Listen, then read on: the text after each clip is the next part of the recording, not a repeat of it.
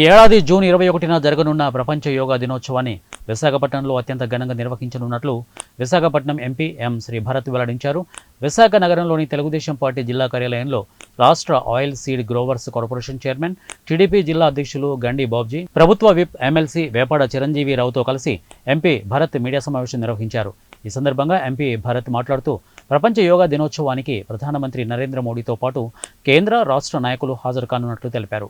విశాఖలో నిర్వహించే యోగా కార్యక్రమాన్ని ప్రపంచ రికార్డు స్థాయికి తీసుకువెళ్లే లక్ష్యంతో సన్నాహాలు జరుగుతున్నాయని అన్నారు.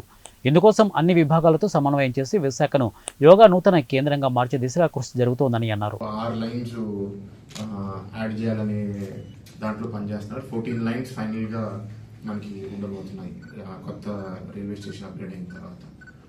That is one major issue అండి.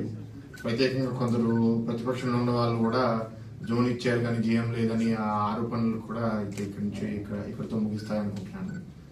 నెక్స్ట్ ఎలాగో మనందరం కలిసాము. 1 ఇయర్ ఈ ప్రభుత్వానికి పూర్తయింది. ఈ 1 ఇయర్లో ఈ అనుభవాలు కూడా మంచి లెర్నింగ్ ఎక్స్పీరియన్స్ నాకండి. మొదటిసారి ఎంపీగా అయ్యాను కాబట్టి అసలు అడ్మినిస్ట్రేషన్లో ఎట్లా చేయాలి, ఏం యాక్టివిటీస్ టేకప్ చేయాలి అనేది. నేను ఒక ఎంపీగా ఇచ్చిన 7 హామీలు చేయడమే కాకుండా ప్రభుత్వం ఇచ్చిన హామీలన్నీ అమలు చేయడం, ఇప్పుడు దాకా కొన్ని జరగడం, మన జరిగిన మహానాడులో కూడా త్వరలో ఇది మహిళలకి బస్ ట్రాన్స్పోర్ట్ అవనివ్వండి, లేకపోతే తల్లికి వందనం అవనివ్వండి, బాబు గారు కూడా అనౌన్స్ చేయడం జరిగింది.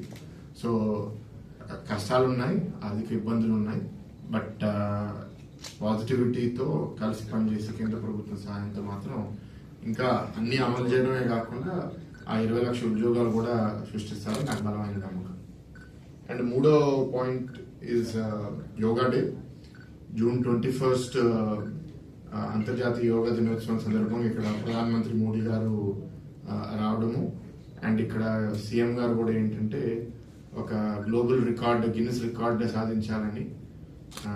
We are aiming for a very high number, but minimum 3.5 to 4 lakhs people participate చేయాలనేది ఎఫర్ట్స్. ఇక్కడ ఆర్కే బీచ్ నుంచి భీమిలి దాకా రోడ్లోనే కాకుండా రోడ్డు పక్కన ఎక్కడన్నా పెద్ద గ్రౌండ్. 12వ తేదీని మంచి సమావేశాన్ని ఏర్పాటు చేయదలుచుకున్నారు. ముఖ్యంగా ఈ సంవత్సరంలో మన అచీవ్మెంట్స్ అన్నీ మీ అందరికీ తెలిసినవే. ఏ రంగాలంటే చూడండి, మనం ఏ రంగం అంటే చూసుకోండి. నీటిపారుదల రంగాన్ని చూసుకుంటే గతంలో 2019 నాటికి పోలవరం ప్రాజెక్టు 72% పూర్తి చేసి మనం ఇస్తే 5 సంవత్సరాల్లో పోలవరం ప్రాజెక్టులో ఇంప్రూవ్మెంట్ లేదు సరికదా, డయాఫ్రమ్ వాళ్ళు కూడా నాశనం చేసి పోలవరం ప్రాజెక్టును సర్వనాశనం చేశారు గత ప్రభుత్వం వాళ్ళు. మరలా ఈ రోజు పోలవరం ప్రాజెక్టు పరుగులు పెడుతుంది అంటే అది తెలుగుదేశం పార్టీ ఎన్డీఏ కూటమి యొక్క చిత్తశుద్ధి. అట్లాగే రైల్వే జోన్ కూడా 2019కి ప్రకటించడం జరిగింది నరేంద్ర మోడీ గారు. కానీ గత 5 సంవత్సరాల్లో రైల్వే జోన్కి భూములు ఇవ్వడం కానీ కార్యాచరణ కానీ జరగలేదు 5 సంవత్సరాల్లో. మరలా ఈ రోజు ఎన్డీఏ కూటమి అధికారంలోకి వచ్చిన తర్వాత రైల్వే జోన్కి సంబంధించి భూములు కేటాయించడం కానీ, జీఎం గారిని ఏర్పాటు చేయడం కానీ, ఈ విషయంలో